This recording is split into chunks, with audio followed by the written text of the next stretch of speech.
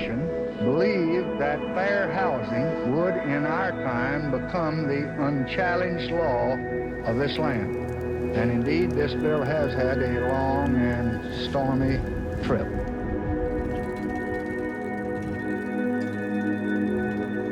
Well, I don't know what will happen now. We've got some difficult days ahead. Like anybody, I would like to live a long life. Longevity has its place. But I'm not concerned about that now. And I've looked over and I've seen the promised land. I may not get there with you, but I want you to know tonight that we as a people will get to the promised land.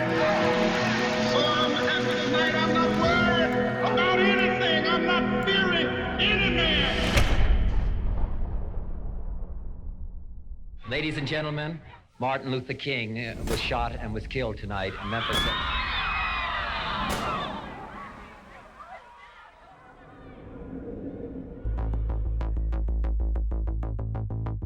The death of the prophet of nonviolence set off the worst outbreak of arson, looting, and criminal activity in the nation's history. Washington's ghettos burned within a few blocks of the nation's capital. The life of a man who symbolized the freedom and faith of America has been taken. And no words of mine can fill the void of the eloquent voice that has been stilled. But this I do believe deeply. The dream of Dr. Martin Luther King Jr. has not died with him.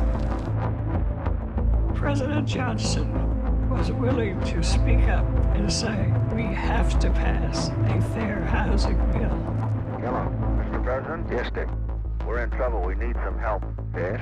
I was afraid of that. Federal troops, for the first time since the Civil War, took up positions to guard government buildings. Nothing's probably touchier than your own neighborhood and your own home or your own apartment. The administration, which supported the bill, said this has no chance. The other stuff is okay, but this will kill any politician that touches it. Well, I just could not live beside them. I don't feel that they should be oppressed. But I moved here because it was a white community. I have 2 daughters and 2 sons. And if there's too many colored people around here, I definitely will get out. I think that, well, the property values will immediately go down if they're allowed to move in here in any number.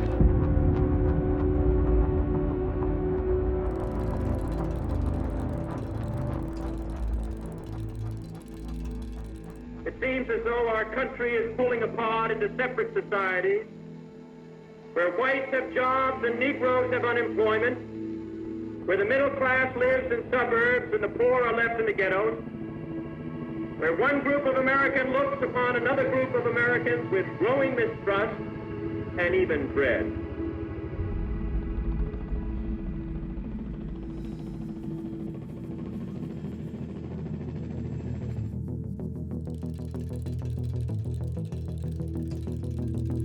Then the bill went over into the House Rules Committee, and under the chairmanship of the famous Judge Smith, a right-wing segregationist from Virginia, he wouldn't hold hearings on it. He would take the bill home so nobody could act on it, and we were running out of time.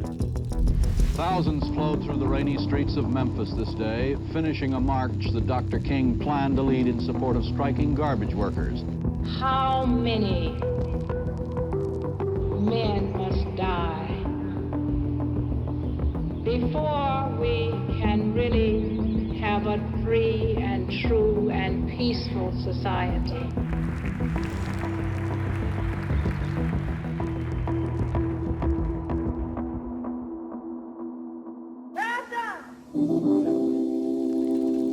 Because you're a present Lord. And I know you'll reach out and take mine. You take our hand.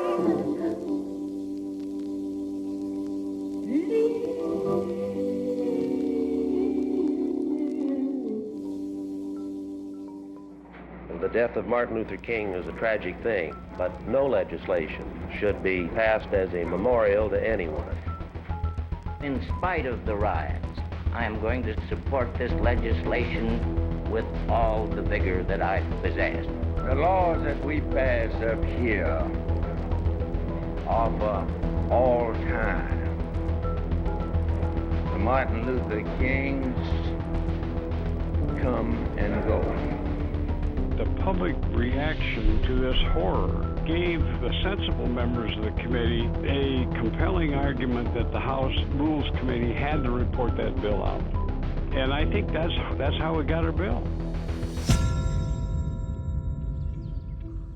They just didn't dare bottle it up any longer.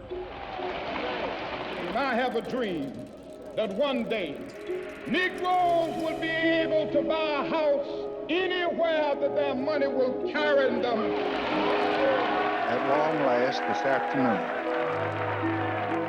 fair housing for all is now a part of the American way of life. Democracy's work is being done, and the bell of freedom rings out a little louder. We have come some of the way, not near all of it. The fight still goes on because we unfortunately have the laws, but we don't have the enforcement. That we have changed, but we still have the same kinds of discrimination. The U.S. Commission on Civil Rights said today that efforts by federal agencies to end housing discrimination have been generally superficial or incomplete. President Carter has ordered federal agencies to use all means possible to strengthen fair housing programs. For the first time, people with disabilities and families with children will be protected from housing discrimination. President Reagan signed legislation today designed to toughen up the nation's fair housing laws. Why did you take part in this demonstration today? Just because there was a huge crowd, or did you have any personal reason? Well, I took part in this march today because of Martin Luther King and what he stood for, because this march is what he died for. You know what he stood for? Yes. He stood for nonviolence and peace for all men of all kinds. And I think if he died for it, I could carry out what he started.